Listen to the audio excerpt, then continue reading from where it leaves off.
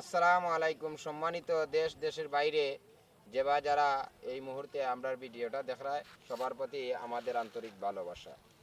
তো আমার পাশে একজন মুরব্বীরে দেখায়, উনি আমাদের অর্থ এলাকার একজন মুরব্বী।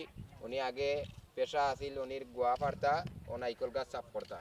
খুব ভালো মনের মানুষ আসলা, খুব সুন্দর গাছ ব্রিক তাইন পরিষ্কার করতা এবং গোয়া পারতা নাইকল পারতা, খুবই সুন্দর।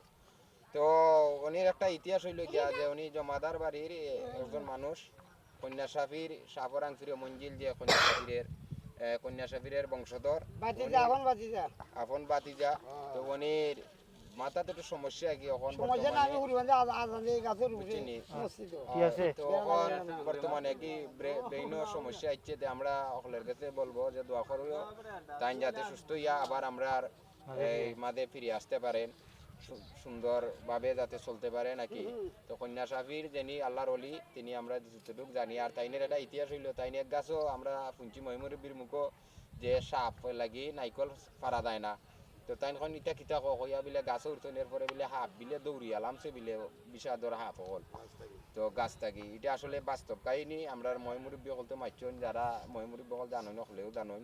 আর আমরা গ্রামের মানুষ তো চিনই, তাইনে লাগি দোয়া করবা, বিশ্বাস করি আমার লাগিও দোয়া করবা। আসসালামু আলাইকুম।